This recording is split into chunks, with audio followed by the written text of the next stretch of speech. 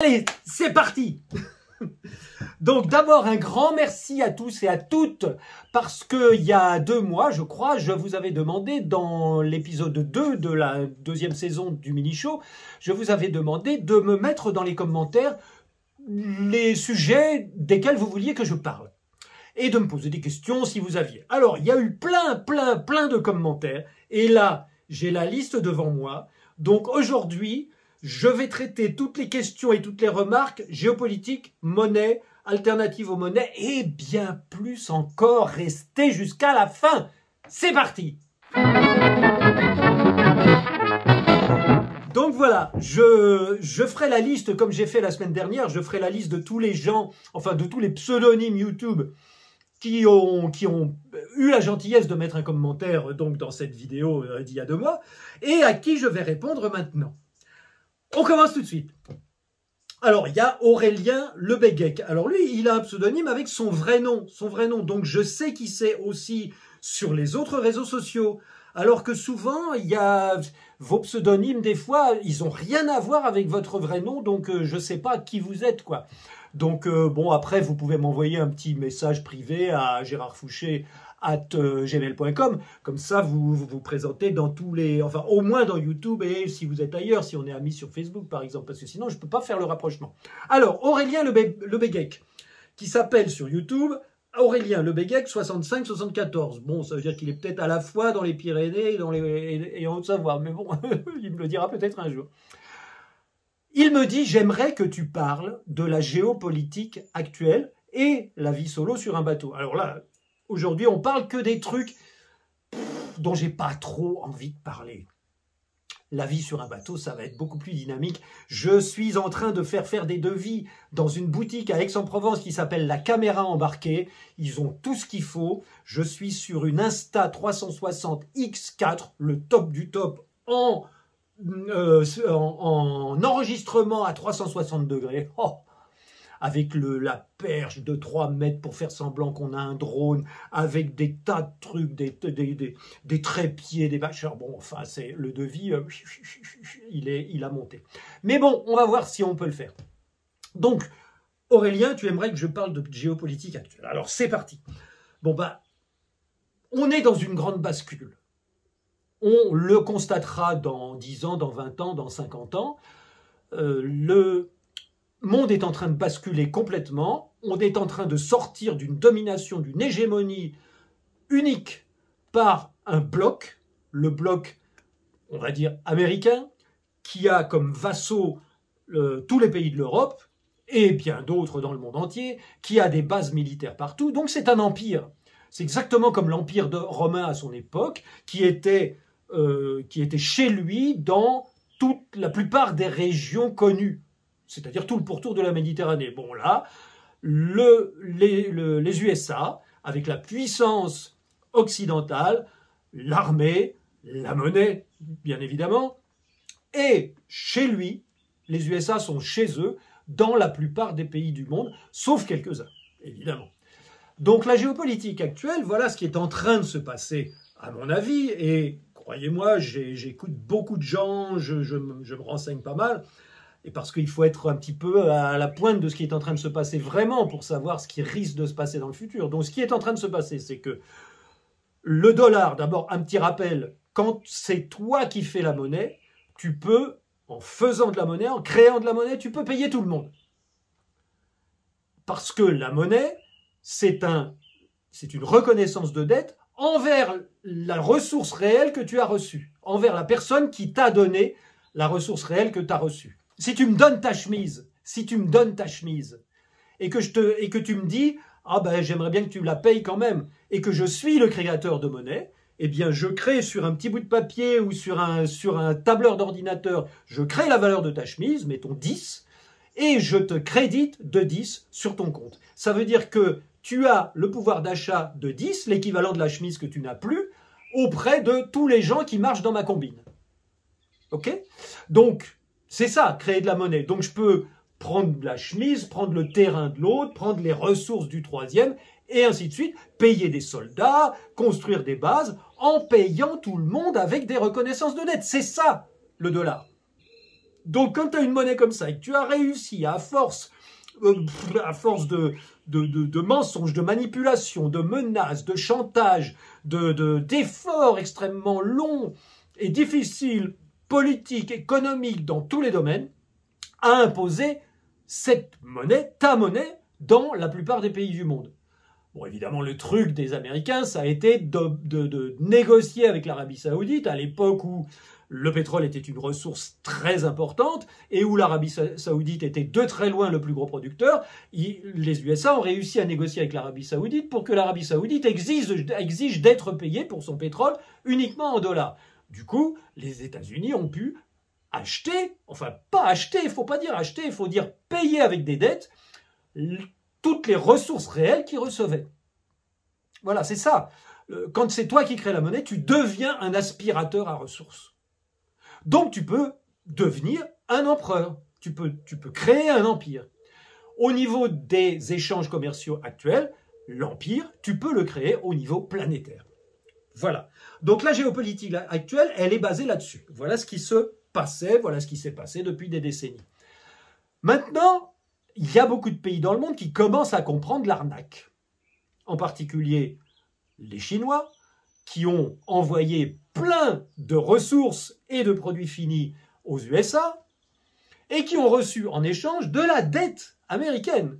Et ils s'aperçoivent qu'avec leur dette américaine, ils n'ont pas le droit d'acheter des trucs aux États-Unis et finalement, ils ne peuvent pas tellement dépenser les monceaux de dollars qui sont de la dette américaine, ils ne peuvent pas tellement dépenser tout ça pour avoir d'autres choses. Et ils ne peuvent pas racheter les ressources qu'ils n'ont plus. Ils ne peuvent pas racheter les minerais qui leur a servi à construire des tracteurs ou des objets qu'ils ont envoyés. Ils ne peuvent pas récupérer toutes les ressources qu'ils ont utilisées pour fabriquer des produits finis.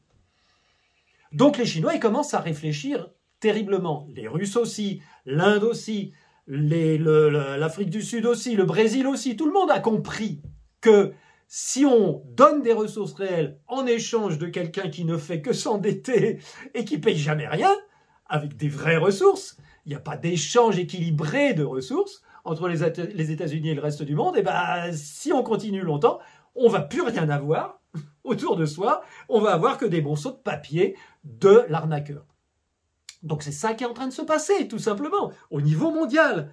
Donc, la Russie, la Chine, enfin ce que je viens de vous dire, là, les 5 pays, c'est les BRICS, ça s'appelle les BRICS, Brésil, Russie, Inde, Chine et Afrique du Sud, qui commencent à créer des institutions.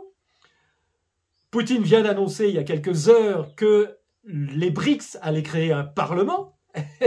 L'Europe s'est bien créé un parlement pour tous ces pays. Eh ben, les BRICS ont décidé qu'ils vont se faire un parlement entre eux aussi. Ils sont en train de créer un système de virement bancaire autonome, parce que le système actuel, c'est le système SWIFT, qui est un monopole des États-Unis et du système anglo-saxon, donc occidental. Donc, si les USA ferment le robinet ou s'ils empêchent des pays qui ont besoin du SWIFT de faire des paiements, les pays en question sont asphyxiés. Donc, les pays des BRICS sont en train de créer un nouveau système d'inter-virement, c'est-à-dire d'inter-paiement.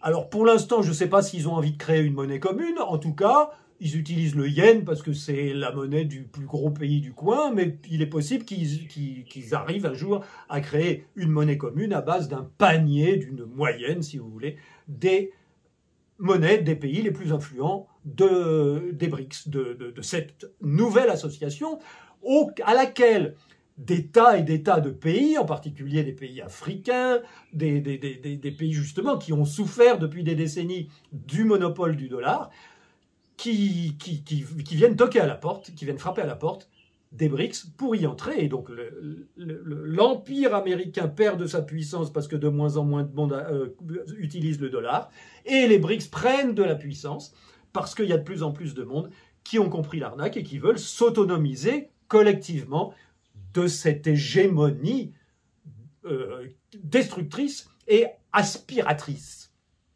Voilà ce qui se passe au niveau de la géopolitique. Donc après, il ne faut pas s'étonner que les derniers soubresauts de la puissance américaine soient très violents, et c'est pas fini.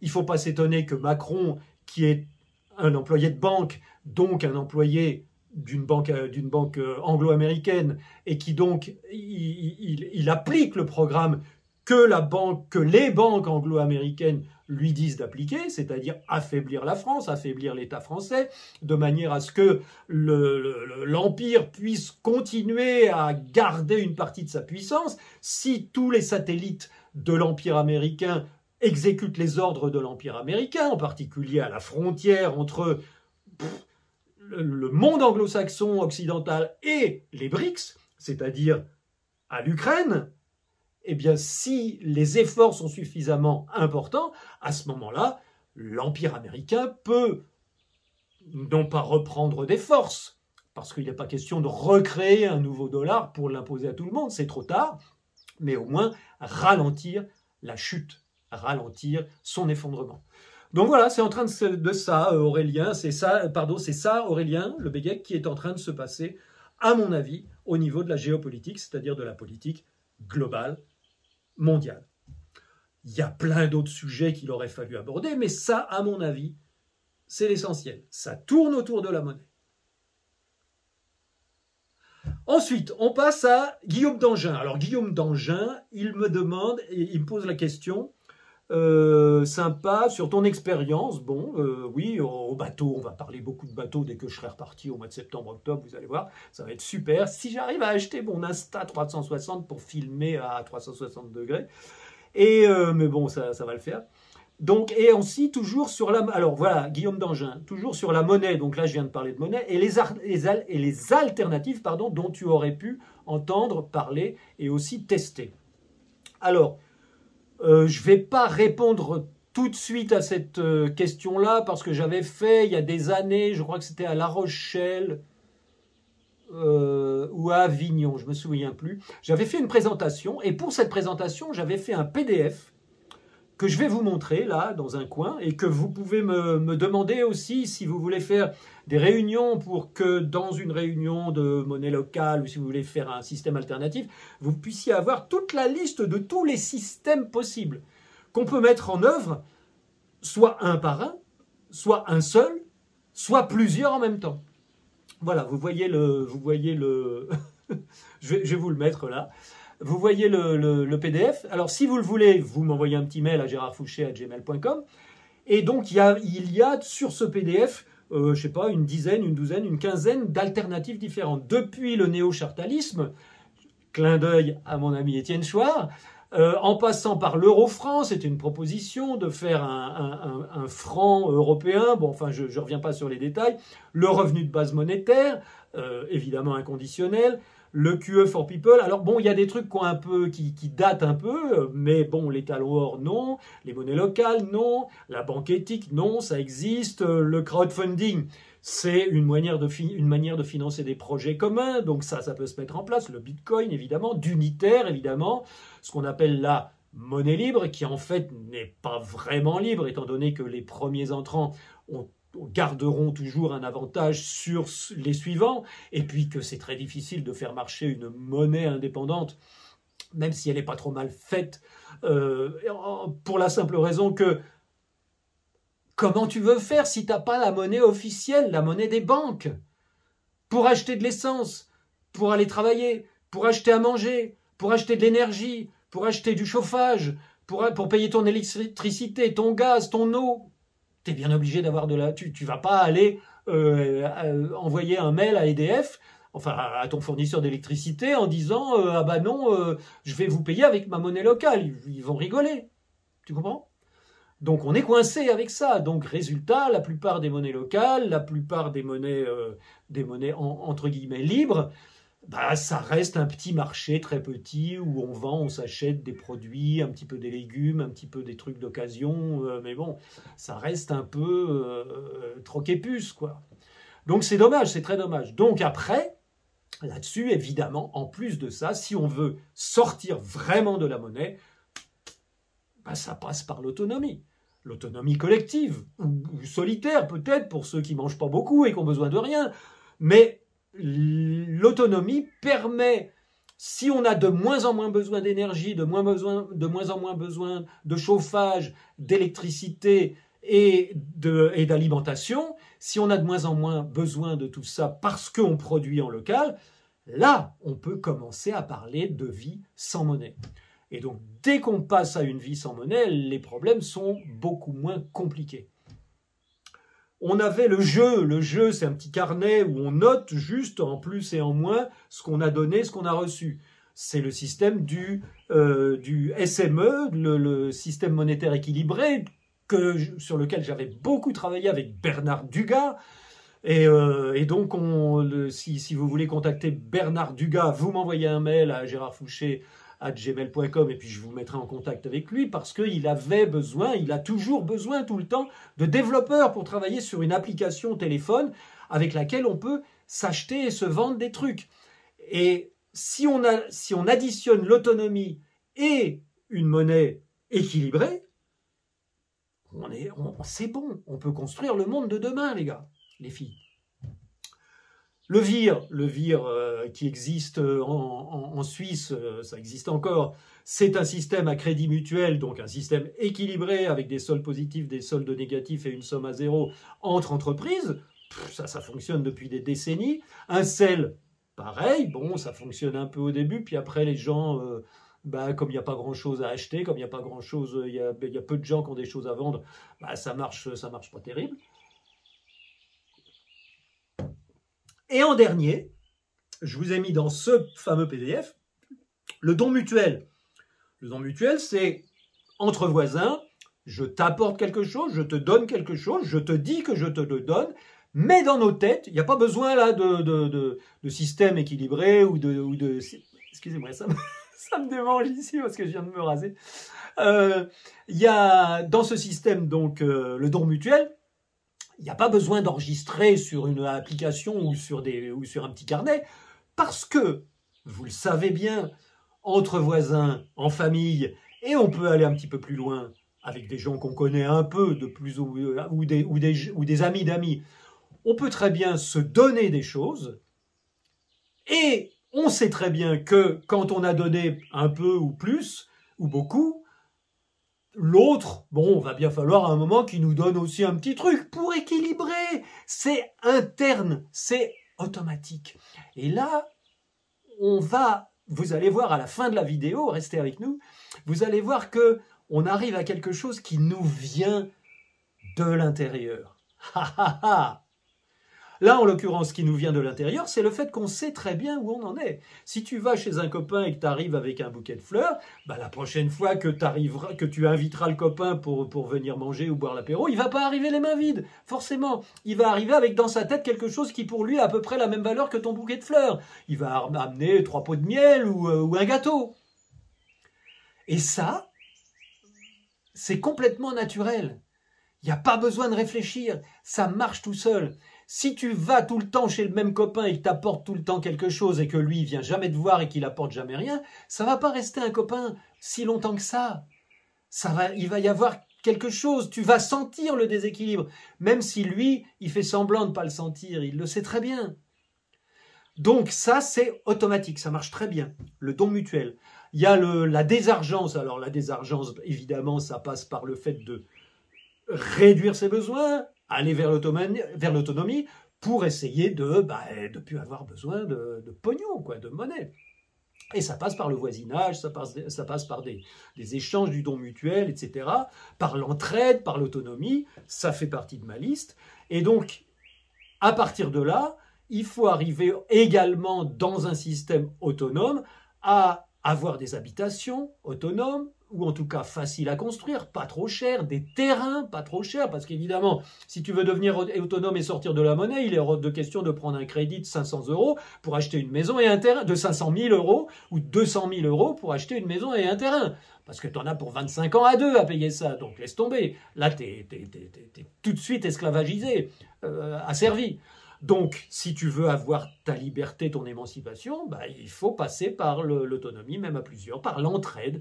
Et donc, on est en train de passer d'un monde d'individualisme à un monde un petit peu plus collectif, avec un petit peu plus d'entraide, un petit peu moins de compétition, etc. Je vous ai fait une petite liste ici, tiens, je vais vous la faire voir. Si vous voulez, vous pouvez faire un arrêt sur image. Ça, c'est tout ce qu'il y a au sommet de la pyramide qui a permis à toute une clique d'aller jusqu'au sommet de la pyramide. Et ça, c'est tout ce qu'il faut recréer, nous, de notre côté. On pourra faire un mini-show là-dessus un jour. Et en dernier, alors j'ai mis sur la dernière ligne le don acratopège. Acratopège. C'est un mot qui n'a pas été inventé par Anna Sayan, mais qui a été ressuscité par Anna Sayan, que vous trouverez sur Facebook, qui écrit, qui parle beaucoup de démocratie, de progrès, de travail à faire pour arriver à un véritable changement de paradigme. Et elle nous explique, Anna Sayan, que c'est là que ça se passe, et pas ailleurs, en nous-mêmes, en nos cerveaux. Donc le don acratopège, qu'est-ce que c'est? C'est un don banal. C'est un don sans engagement. Celui qui donne ne s'engage absolument pas à se servir de ce don pour créer chez son donataire des obligations, quelles qu'elles soient, et le donataire n'a aucun devoir non plus vis-à-vis de la personne qui lui a donné. Ça marche pour le don anonyme, ça marche pour quand tu donnes quelque chose à quelqu'un ou que tu lui poses sur sa porte et que la personne ne saura jamais que c'est toi qui lui as donné, et ça marche aussi pour le don en disant à quelqu'un « Tiens, je te donne ça, écoute, non, tu me dois rien, surtout te sens pas obligé avec moi, envers moi, on verra bien, de toute façon, l'univers va me donner quelque chose, donc toi, si tu veux vraiment rééquilibrer ce que je viens de te donner, eh ben tu donnes quelque chose à quelqu'un d'autre. Et voilà, ça c'est une bonne idée. Alors c'est le don acratopège sans aucun engagement entre le donateur et le donataire. Celui qui donne et celui qui reçoit. Je ne suis pas sûr que ce soit ça, il faudra que je vérifie. Bon, vous le mettez dans les... Si c'est pas ça, vous me le mettez en commentaire. Alors bon, ça c'était une longue réponse pour Guillaume d'Angin. Alors on a ensuite Mouloud Agoun. Alors lui, il écrit en majuscule. Donc, je vais vous lire sa réponse. Comment l'humanité, tout d'un bloc, en est arrivée à « je ne fais rien si je ne suis pas payé » et « je ne fais rien si je ne dépense pas mon argent ». Je rigole, hein, Mouloud. Hein, non, t'inquiète pas, Mouloud. La question, elle est bonne. Elle est très bonne, Mouloud, ta question. Parce que comment on en est arrivé là? Comment l'humanité, tout d'un bloc, en est arrivée à ça? Si je ne suis pas payé, je ne fais rien. Si je ne dépense pas mon argent, je ne fais rien non plus. Je n'existe pas. Ah ben, c'est une sacrée longue histoire. J'ai relu il n'y a pas longtemps un livre de Michael Hudson, un économiste, anthropologue américain. Le titre du livre, c'est « Et pardonne-nous nos dettes ». And forgive us our debts. C'est un gros livre dans lequel Michael Hudson fait le rapprochement entre le premier sermon de Jésus, basé sur une citation de la Bible qui est dans... Ah, j'ai oublié le livre, mais je vous le dirai, au montage je vais mettre. Et il fait le rapprochement entre donc ce premier sermon de Jésus et les jubilés périodiques qui existaient 3000 ans, 5000 ans avant Jésus, en Mésopotamie, dans les premiers royaumes, dans les premiers États religieux, dans lesquels l'État, c'était le temple.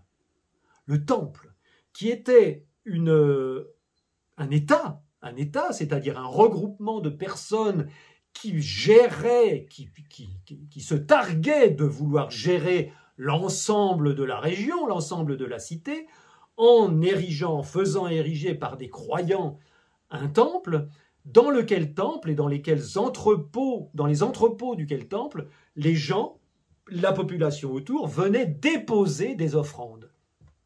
Alors évidemment, les possesseurs du temple, l'État, recevait des offrandes au nom des dieux, et les tenanciers du temple prêtaient à l'extérieur aux populations, qui étaient évidemment à 100% des agriculteurs, les semences, les outils, tout le nécessaire pour cultiver leurs parcelles de terre.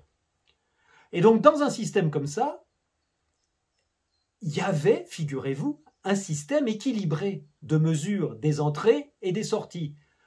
C'était ça, toutes les tablettes, les milliers de tablettes qu'on a retrouvées dans ces régions-là. Ces tablettes où les scribes marquaient avec un stylet dans l'argile encore humide, encore mou, marquaient les entrées, c'est-à-dire tel agriculteur a apporté tant de boisseaux de grains, tant de litres de bière au temple, et en sortie, le temple a donné tant de semences à tel autre agriculteur. C'était de la comptabilité, entrée, sortie, du point de vue du temple. Et donc, pourquoi je raconte tout ça, Mouloud? Eh bien parce que ce système-là, de simplement noter les entrées et les sorties, il est devenu, avec le temps, avec d'autres États, plus, comment dire, je vais dire malin, tout simplement, malin au sens de un petit peu mauvais, mais aussi au sens de ah, ils étaient malins les gars. Au lieu de noter les entrées et les sorties, ils ont commencé à imprimer des pièces de monnaie pour payer avec ces pièces de monnaie, avec des rondelles métalliques à l'effigie du roi, du seigneur, pour payer les gens à qui ils prenaient des ressources. Comment vous appelez ça, vous? Être un État qui prend des ressources à la population qui l'entoure. Eh bien, c'est l'impôt. C'est l'impôt. C'est la dîme, les 10% que prenait le clergé, et c'est toutes les parties de récolte que le centre de pouvoir recevait. Sauf que, au lieu de tenir un système équilibré, si on commence à émettre à coût quasiment nul, puisque les gens qui fabriquent les pièces, on les paye avec les pièces qu'ils ont fabriquées. C'est génial, c'est malin. Les gens qui fabriquent les pièces, on les paye avec les pièces qu'ils ont fabriquées. Donc ça ne coûte pas grand-chose au seigneur. C'est juste la malignité d'avoir créé ce système-là. Donc à partir du moment où on fait un système comme ça, tout le monde se rend bien compte qu'avec ces pièces-là, il n'y a plus rien d'autre qui circule, puisqu'il y a plein de gens qui travaillent pour le centre de pouvoir, et le centre de pouvoir paye tout le monde avec des pièces. Et le centre de pouvoir réclame à tout le monde un impôt qui peut être payé en nature, mais qui peut être payé aussi en pièces. Donc, évidemment, en conséquence, plutôt que de perdre une partie de sa récolte, l'agriculteur, le paysan, il va préférer payer avec des pièces son impôt. Et c'est parti. Étant donné qu'il faut toujours garder des pièces, il faut aller vendre quelque chose aux copains pour avoir des pièces, parce qu'eux, ils ont des pièces, parce qu'ils ont un copain qui a travaillé pour le château. Donc, on est dans un cercle vicieux infernal, Mouloud, qui nous amène automatiquement à chercher à gagner le plus de fric possible. C'est le fric qui est né, le pognon, et donc qui nous oblige, qui nous pousse, par juste sentiment de survie, d'aller vendre plein de trucs à nos voisins, le maximum de trucs, et de se spécialiser dans un truc qu'on peut fabriquer à toute vitesse, en grande série pour tout le monde, n'importe quoi, des outils, des fleurs, des graines, des paniers, tout ce que tu veux à l'époque. Et on va essayer de vendre ça à tout le monde, et les autres, tout le monde fait pareil. Donc du coup, il y a un mec qui va se retrouver à fabriquer que des paniers toute sa vie, et il va vendre ses paniers pour acheter tout le reste. L'autre, il va faire que des faucilles toute sa vie, et il va passer sa vie à fabriquer des faucilles et à les vendre à ses copains pour se payer tout le reste, au lieu de... Tout le monde est sorti de l'autonomie. Et donc ça crée obligatoirement le marché et la croissance. Voilà, Mouloud. Tu fais la suite du raisonnement et tu auras tout compris. Je ne vais pas passer 1 heure là-dessus, ça fait déjà un moment qu'on y est. Il y a Romain 40, qui me demande de parler des travaux de Bernard Friot. Je connais pas assez suffisamment le salaire à vie pour en parler correctement. Je connais personnellement Bernard Friot parce qu'on a passé une après-midi géniale un jour sur une conférence où on s'est croisés, où on était tous les deux dans un joli château de colonie de vacances près d'Angers, je crois. Et j'ai oublié le nom de la personne qui nous accueillait, mais c'était une dame extrêmement sympa. Je lui fais un petit bonjour et je mettrai son nom là en bas. Et je vais peut-être m'en souvenir d'ici la fin de la vidéo. Et donc les travaux de Bernard Friot, donc c'est cet après-midi que j'ai passé avec Bernard Friot à discuter. Il était à bloc sur le salaire à vie, et moi j'étais à bloc sur non, c'est la monnaie qui est responsable de tout. Et lui, non, le salaire à vie. Alors comme on avait déjà un petit âge, c'était vraiment comme deux papilles qui discutent autour d'une table en secouant leur canne. Le salaire à vie, la monnaie. C'était excellent. Donc Bernard Friot, lui c'est... Bon, je sais pas, fais des recherches, Romain, et puis mets-moi quelque chose en commentaire, et puis voilà, ça va me rappeler des souvenirs, et puis peut-être je serai mieux apte à te répondre, et surtout à te dire ce que j'en pense. OneShy95 nous dit... attendez la fin, vous allez voir, il y a un feu d'artifice à la fin. OneShy nous dit « La fragilité des monnaies, à partir de quand faut-il vraiment se méfier et quelles sont les alternatives possibles pour conserver son épargne ?» Je ne vais pas m'étaler sur les lingots d'or, les tableaux, etc., les trucs qu'on garde comme ça pour rien finalement. Bon, les tableaux aussi, si tu achètes un tableau de maître qui te plaît, tu peux toujours l'accrocher dans ton salon, mais tu n'oseras pas, tu vas accrocher une copie et l'autre tu vas le mettre au coffre. Donc ça ne sert à rien, vaut mieux acheter direct une copie. Enfin bref, tu peux acheter ce que tu veux, mais moi je vais te dire un truc. Les alternatives possibles pour conserver ton épargne, tu as deux choses que tu peux appeler de l'épargne. Un, de la monnaie que tu as stocké, des gros tas de billets et de chiffres sur tes comptes en banque, ou deux, quelque chose de réel que tu as mis de côté. Ah ben oui, conserver ton épargne, OneShy, moi je te conseillerais plutôt d'acheter un terrain ou même un bout de forêt ou un truc même que tu n'utiliseras pas, mais ça va se conserver dans le temps. Ça aura toujours de la valeur, peut-être même de plus en plus. Je te conseillerais d'acheter n'importe quoi, des conserves, du riz, enfin bon, si tu as 20 000 euros d'économie, tu ne vas pas acheter 20 000 balles de riz, hein, de sacs de riz. Mais bon, ton épargne, pour la conserver, moi je te dirais, achète des trucs réels qui peuvent te servir à de plus en plus t'émanciper de ce système qui est en train de s'écrouler. Donc avec ton épargne, tu peux participer à l'émergence du monde d'après. Parce que là, ça a l'air de rien, mais moi je suis super confiant, étant donné que là, tout ce qui est politique, économique, industriel, c'est en train de devenir de plus en plus virtuel. Les coûts marginaux, c'est-à-dire combien ça coûte pour fabriquer, si tu fabriques un truc en série, combien ça te coûte pour fabriquer un truc en plus ou 100 trucs en plus. Dans le monde virtuel, dans le monde de l'informatique, si tu mets au point une formation, et Dieu sait s'il y en a, une formation pour apprendre n'importe quoi sur Internet, tu la vends entre 200 et 600 euros. La formation d'une semaine ou 2 semaines avec 15, 20, 50 vidéos. Bon, t'as beaucoup bossé pour faire ta formation, mais si t'en vends 50, ça va te coûter 0. Si t'en vends 5000, ça va te coûter 0 aussi. Donc là, on peut dire que le coût marginal d'une unité supplémentaire de ta formation, il est nul.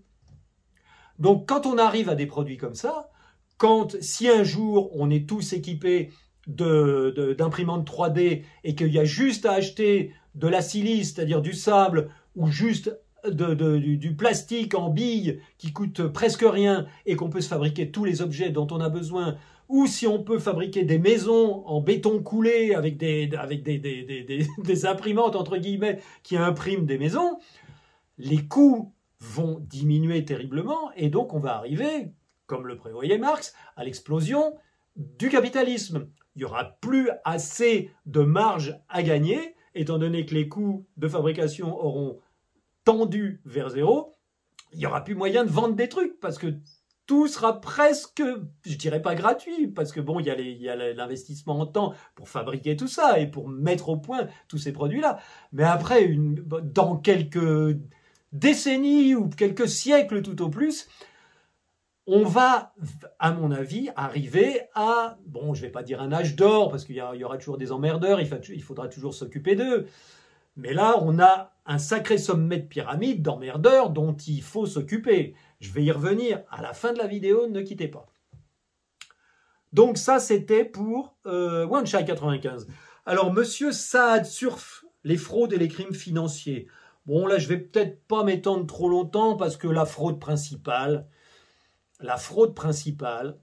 bah, c'est de dire à quelqu'un, si on parlait ouvertement, voilà, si un employé de banque vous parlait ouvertement, il vous dirait, quand vous venez pour chercher un crédit pour acheter votre maison, il vous dirait, bon voilà, nous, la banque, ma banque, toutes les banques du monde, on a le monopole de la création du crédit. C'est-à-dire, on peut vous augmenter on peut vous rajouter des chiffres sur votre compte en banque.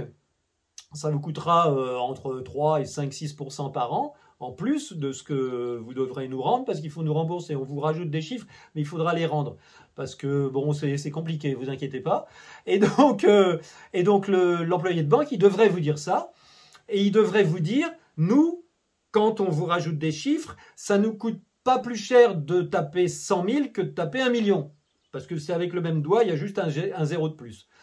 Et donc voilà, vous êtes au courant. Donc maintenant, si vous voulez 200 000 € de plus sur votre compte en banque, vous me le dites, et je vais vous faire signer une reconnaissance de dette. Ça s'appelle un contrat de crédit, parce qu'on ne peut pas dire une reconnaissance de dette, sinon les gens auraient plus peur. Un contrat de crédit, c'est bien. Donc je vous fais signer un contrat de crédit, vous le signez et vous me le donnez. Je le garde tant que vous n'avez pas remboursé. Voilà, c'est ça qu'il devrait vous dire. Parce que qu'est-ce qui va se passer après? C'est ça la fraude principale, c'est que votre contrat de crédit, c'est une reconnaissance de dette.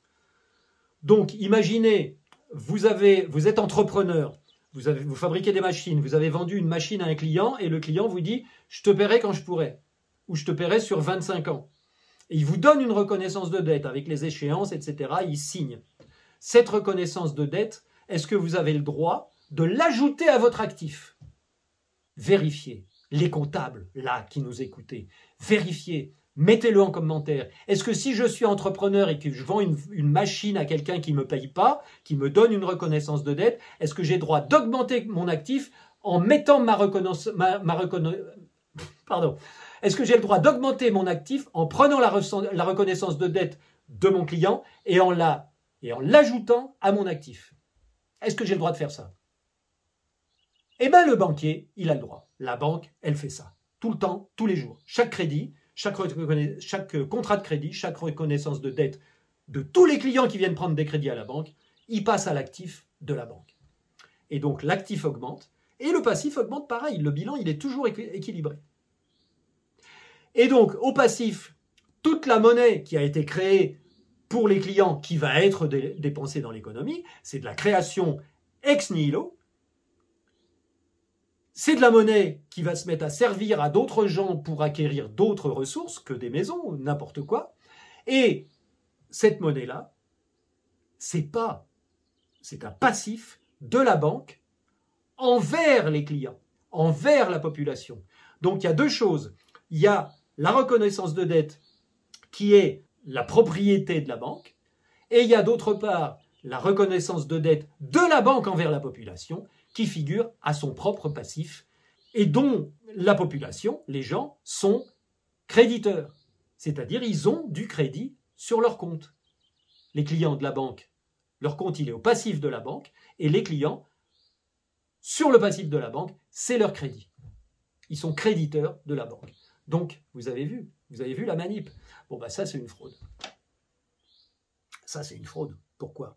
Bah parce que si il y a plein de gens qui ne peuvent pas payer, et ben l'actif de la banque se retrouve largement inférieur à son passif à payer, à son passif à sortir, et donc la banque est en faillite. C'est tout. C'est ça les faillites bancaires. C'est quand il y a des gens qui n'arrivent pas à payer leurs dettes, à payer leur crédit, à honorer leur reconnaissance de dette que le banquier a mise à son actif, et donc l'actif du banquier diminue de valeur. C'est ça. C'est ça la faillite bancaire. Et c'est ça, évidemment, la fraude magistrale. C'est de prendre une reconnaissance de dette et de la porter à l'actif pour augmenter l'actif et le passif de son entreprise. Donc voilà, ça surf. C'est ça la fraude centrale qui, tant qu'elle ne sera pas réglée, comme disait je ne sais plus quel économiste africain ou maghrébin, je pourrais vous retrouver la citation si vous voulez, eh bien c'est ça la fraude centrale de tout le système économique, de tout le système monétaire, et tant qu'on n'aura pas résolu ce point-là, rien ne sera possible. Bon, allez, on avance. Alonso du 55, une bonne vidéo rappel sur la création monétaire ex nihilo. Bon bah voilà, t'en as déjà eu pour ton argent, si j'ose dire. Donc voilà, si tu veux plus de détails, tu me reposes des questions en commentaire sur cette vidéo-là. La géopolitique, ça c'est Mike in the 4729. La géopolitique, c'est parfait aussi comme sujet. Bon, on en a un petit peu parlé. Monsieur Rome Didier, 6888, une mise à jour des différents système monétaire alternatif, on en a parlé, c'est bon. BAFL 840, il me demande de parler des crypto-monnaies. Bon, je suis pas trop spécialiste des crypto-monnaies, mais bon, sur le principe, je suis désolé les gars, mais c'est une arnaque, quoi. C'est une arnaque. Tu passes des heures et des heures, des jours et des jours, des semaines et des semaines à créer une crypto-monnaie, tu l'appelles Tartampion, et donc tu dis aux gens, voilà, ça y est, ça va être le Tartampion va sortir dans un mois, dans 3 semaines, dans 2 semaines. C'est demain le Tartampion sort, vous allez pouvoir en acheter et vous allez pouvoir en garder parce que ça va faire une bombe atomique comme le Bitcoin. Tout le monde achète des Tartampions qui, toi, coût marginal nul, tu peux en faire autant que tu veux, selon l'algorithme qui te permet de les créer. Et puis les gens te payent évidemment avec de la monnaie bancaire, avec des euros, avec des dollars, avec des yens, avec ce que tu veux. Et toi tu amasses des monnaies avec lesquelles tu vas pouvoir dépenser et acheter plein de trucs, et tu donnes aux gens des jetons. Des jetons. Mais c'est même pas des jetons physiques, c'est des jetons cryptiques, c'est-à-dire avec des chiffres qui toi te coûtent rien à produire. Donc c'est pour ça qu'on voit par exemple, c'est ça qui vous explique que un des donateurs, bon là ça n'a rien à voir parce que c'est pour quelque chose de très, très utile. Un des donateurs principaux qui a payé je ne sais plus quoi pour Julian Assange quand il a été libéré, je crois que c'était le voyage de retour que ses libérateurs lui demandaient de payer, il y en avait pour 500 000 ou 1 million d'euros, je ne sais plus quoi. Eh bien il y a un gars qui a dit, bah moi je donne... je sais plus quoi, 10 bitcoins, et il a étalé une ardoise de 500 000 euros. Donc bon, c'est bien, ça permet de faire des choses utiles, agréables, mais bon, il y a des gens qui ont beaucoup de bitcoins, les tout premiers évidemment qui ont créé le système, et puis tous ceux qui en ont fait à l'époque. Moi, j'avais essayé de miner à l'époque, j'avais eu, je sais plus, un demi-bitcoin, et puis j'ai perdu la clé, je sais plus quoi, j'ai plus rien. Mais bon, il y a une époque où c'était pas très compliqué d'avoir des bitcoins, quoi. Donc voilà, il faut être là au bon moment, ou alors créer soi-même sa propre crypto-monnaie. BAFL 840. Bon, après, si tu as des copains qui créent une crypto-monnaie et que tu en achètes et que vous faites bien tout ce qu'il faut pour qu'il y ait plein de pigeons qui en achètent et que le prix de ta monnaie, de ta crypto-monnaie augmente, bah, tu peux toujours en avoir plein au début qui t'auront rien coûté parce que c'est des potes à toi qui la font ou toi-même, et puis tu la revends quand tout le monde a donné plein d'argent au créateur de ta crypto-monnaie, tu revends quand ça a bien monté. Bon, voilà. Et tu récupères de la monnaie qui va te permettre d'acquérir plein de choses. Ah bah c'est dur, bah oui, je sais, c'est dur. Là, je vais avoir un scandale dans les commentaires, mais bon, allez-y, défoulez-vous. Donnez-moi des arguments contraires, et dites-moi que c'est pas tout à fait ça, que je me trompe complètement. Pas de problème. Alors, Zorro. Ah, Zorro 1953. Il est plus vieux que moi d'1 an, dis donc. Donc, un ou plusieurs mini-shows sur la monnaie, le crédit bancaire et tout ce qui concerne la création monétaire et la dette. Bon, j'en ai marre de parler de ça, vous pouvez pas savoir. Donc, Zorro, bah écoute, la création monétaire et la dette, voilà, j'en ai parlé tout à l'heure. Juste un petit rappel que la création monétaire et la dette permet d'endetter des pays qui ont des ressources, des pays pauvres qui ont des ressources. Je vais vous mettre peut-être le lien d'une vidéo où je détaille un petit peu mieux tout ça. Vous pouvez la trouver, je crois, en tapant dans YouTube la dette africaine. Mais bon, si j'ai le temps, je vous mettrai le lien. Mais là, il est déjà presque 6 heures. Donc après, il faut que j'aille uploader. Enfin, il y a tout un bit, il faut que je fasse un peu de montage. Bon. Donc bref, oui, la création monétaire et la dette. Bon, la création monétaire par le crédit permet d'endetter des pays qui ont des ressources et qu'on veut aller voler chez eux. Donc très très brièvement, vous regarderez la vidéo où je détaille mieux ça. Très très brièvement, la Banque mondiale, les organismes mondiaux envoient des assassins économiques dans les pays où il y a des ressources et disent aux dirigeants de ces pays-là: vous avez plein de ressources dans votre sous-sol. Ah bah oui, mais on n'a rien pour les extraire, on n'a pas de port, on n'a rien pour vous les envoyer, etc. Bah oui, mais c'est dommage parce que nous, on en a besoin. Donc on va vous faire des crédits pour fabriquer tout ce qu'il faut pour exploiter vos ressources. Et puis, comme ça, vous aurez plein d'argent, plein de dollars pour pouvoir mettre en place les ports, les routes, les autoroutes, les camions, les bateaux et évidemment les mines pour aller chercher vos ressources, pour extraire vos ressources ou les puits. Donc les gars qui sont au gouvernement, comme ils se disent: je vais m'en mettre plein les poches, je vais nourrir ma famille et tous les amis, je vais rester au pouvoir pendant 20 ans à m'acheter ce que je voudrais, ils disent oui, bien entendu. Et donc, à partir de là, les entreprises occidentales payées par le crédit que les banques occidentales viennent de donner aux pays pauvres, les banques occidentales vont travailler dans ces pays-là, l'argent des crédits revient dans le pays, sous forme de salaire, de ressources, de devis, de factures qui sont payées par les pays pauvres aux entreprises occidentales avec les crédits donnés. Et puis après, une fois que tout est en place, les ressources sont pompées pour aller nourrir les pays occidentaux, qui par conséquent ont le revenu de vie que nous constatons. Et les crédits, quand il faut les rembourser, évidemment, le pays pauvre, il n'a toujours pas une thune, et donc, le discours est facile: ah bah c'est pas grave, vous allez nous vendre vos ressources pour une bouchée de pain. Et c'est comme ça qu'on a plein de trucs qui coûtent quasiment rien. Il faut quand même envoyer des milices, un petit peu d'armée pour calmer les révolutionnaires qui ont un peu compris l'arnaque. Et c'est comme ça que ça marche. Donc voilà, Zorro, ce que je peux te dire: Zorro, tu dois être un justicier dans l'âme. Donc là, il y a du boulot. Arthur Mignon, 79-23, c'est l'avant-dernier. On va arriver presque à la fin. On va peut-être faire moins d'une heure. J'aimerais bien, Arthur Mignon, 79-23, j'aimerais bien que vous nous donniez votre point de vue sur la démocratie, sur l'exercice d'un pouvoir légitime, le pouvoir contre le pouvoir sur, les limites de l'autogestion et la cohabitation d'innovations sociales fortes avec le système en place, l'incompatibilité du capitalisme avec la vie sur Terre, le potentiel des MLDU, etc. Je suppose que ça veut dire monnaie locale à dividende universel, etc. Donc, beau Arthur, t'es gentil, mais il y a beaucoup trop de sujets pour que je m'y mette maintenant à la fin de la vidéo. Donc, la démocratie, l'exercice d'un pouvoir légitime. La démocratie, c'est le pouvoir du peuple, par le peuple, pour le peuple. Donc, évidemment, on en est très loin. Tant qu'on élit des élus pour gérer tout à notre place, évidemment que les gars qu'on a élus vont faire ce qu'ils ont envie de faire, pour eux, pour leurs copains, pour leur famille. C'est humain, on ne pourra jamais les empêcher. Par contre, si on commence à leur dire: non, non, on ne veut pas vous élire, on veut bien vous mettre en place des gars un peu partout pour faire des projets, mais les projets que nous, on a votés et non pas élus.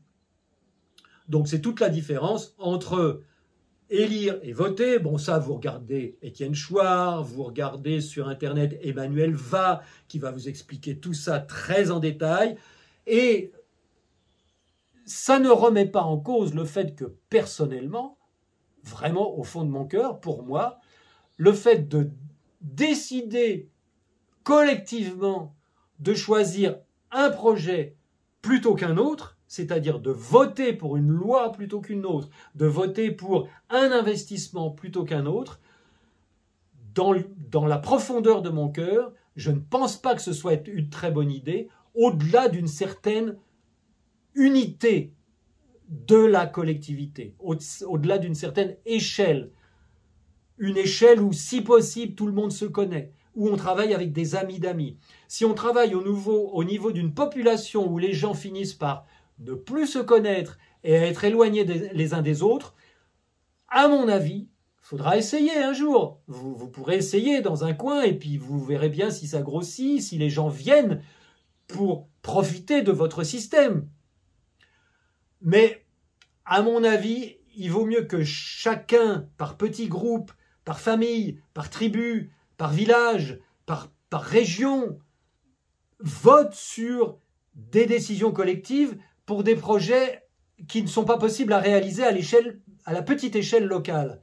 Mais normalement, si on arrive à acquérir tous notre autonomie, de plus en plus, autonomie collective dans un rayon d'action amicale, si on arrive à ça, on va peut-être pas avoir besoin de voter pour des grands trucs, des grandes orientations. Et on va avoir une multitude de petites orientations locales, et les gens qui voudront déménager parce que chez eux ils trouvent que ça se passe pas bien, ils pourront le faire, ou ils pourront venir en visite pour voir est-ce que ça marche chez vous. Ah ouais, c'est du tonnerre, on a essayé un truc, ça fait 10 ans qu'on est dessus, ça marche bien, ça marche bien. Si vous voulez, vous copiez. C'est l'exemple de Vorgl. Vorgl, la commune autrichienne où le bourgmestre, en pleine crise de 29, avait dit on va faire une monnaie locale, on va payer les ouvriers pourront payer les commerçants, les commerçants pourront se payer entre eux, les dettes mutuelles pourront s'effacer avec notre monnaie locale qui coûte rien, on commence à la distribuer avec les ouvriers de l'usine ou des usines ou des commerces, et puis ensuite ça va s'étaler tout seul. Ça a marché du tonnerre. Au bout de 6 mois, il n'y avait plus de crise à Vorgl. Eh oui, donc renseignez-vous là-dessus. Vorgl, je vais vous l'écrire, W-O-R-G-L. Si je n'ai pas le temps d'écrire tout ça, vous cherchez.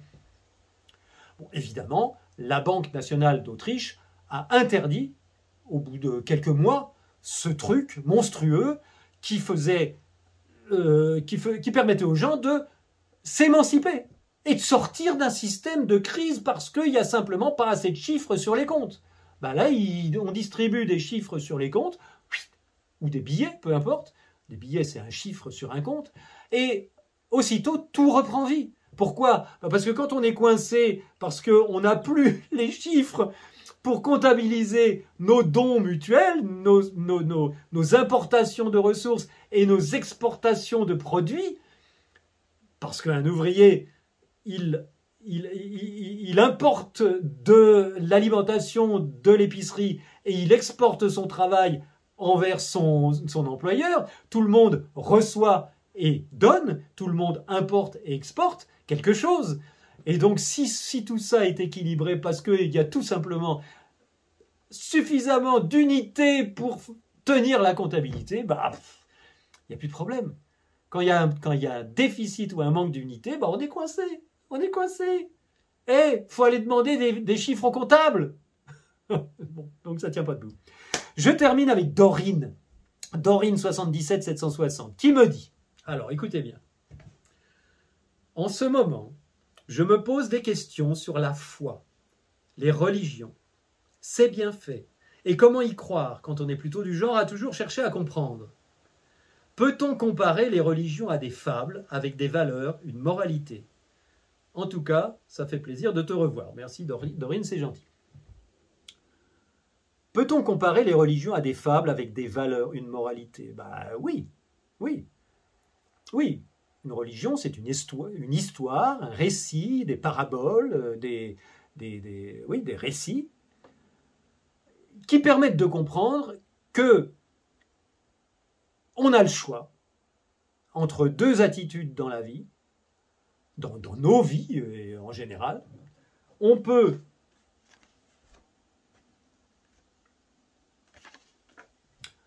mentir, menacer, être violent, tricher, frauder, s'approprier.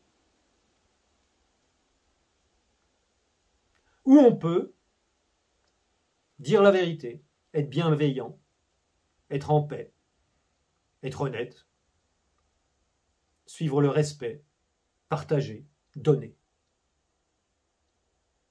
Alors, ces deux orientations complètement différentes.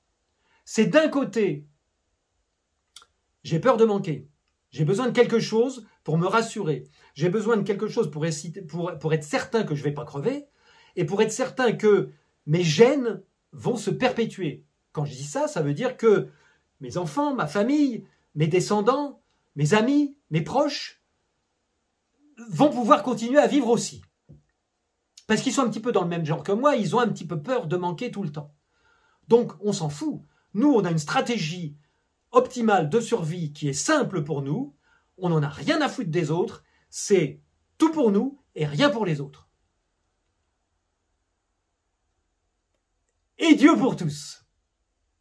C'est là où la religion est un petit peu ambiguë. C'est que le message de Jésus, de Socrate, de Bouddha évidemment, de Mahomet, c'est un message de paix, de partage, de bonté, un message de stabilité, de simplicité, d'abondance, de santé, etc.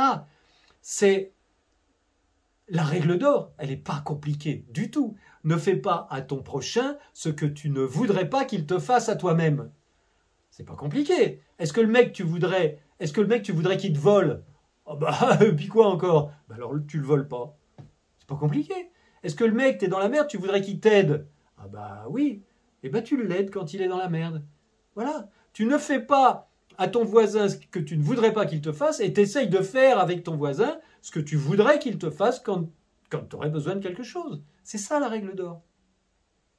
Donc, une religion, c'est effectivement une histoire, un récit, une saga que l'on raconte à des fidèles pour leur montrer que finalement, le bonheur, la sainteté, la sérénité, la paix viennent du fait de se sentir en équilibre avec le monde extérieur, en équilibre avec les siens, avec ses proches, en équilibre avec ses amis, ses plus lointains, en équilibre avec l'ensemble de la création, avec la nature, avec les animaux, avec les plantes, avec le minéral, avec le ciel, avec le cosmos.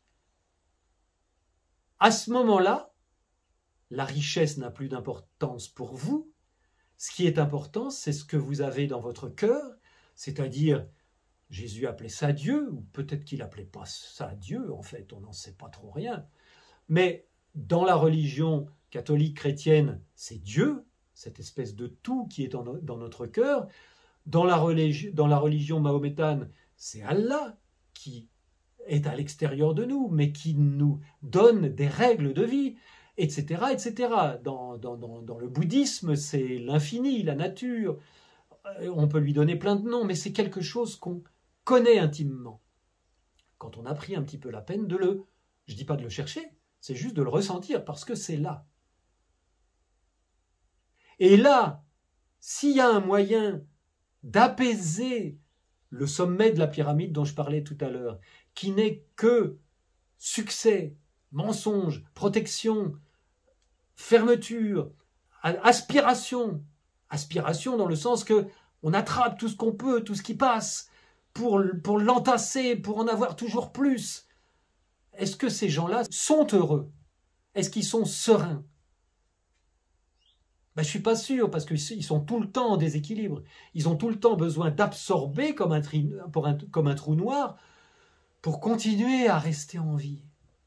Si vous comprenez que vos besoins sont ridiculement faibles par rapport à ce que vous estimez, et que vous comprenez qu'il suffit d'adapter vos besoins à votre environnement, à vos proches, aux gens qui peuvent vous aider à acquérir cette sécurité, cette sérénité, ben là vous devenez un religieux, vous devenez un sage, vous devenez un Bouddha qui quitte son palais, Bouddha un prince qui quitte son palais pour aller vivre dans la pauvreté et qui s'en sort très bien.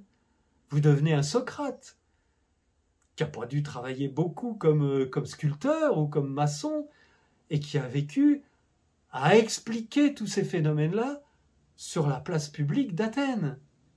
Vous devenez comme un Jésus qui a vécu avec les pieds nus ou des vieilles sandales toute sa vie et qui n'a fait que prêcher cela. Donc voilà, c'est un petit peu tout ça que j'avais à vous dire. Je pense que Si vous êtes d'accord avec tout ça, tant mieux. Si vous n'êtes pas d'accord, allez-y, piquez-moi dans les commentaires, titillez-moi, discutez entre vous, répondez aux commentaires des autres, parce que je ne vais pas aller tout seul passer des heures à répondre à vos commentaires. Ceux qui sont d'accord, venez dire à ceux qui ne sont pas d'accord, venez leur porter la bonne parole. Et à bientôt, à très bientôt, à la prochaine fois, à la semaine prochaine j'espère.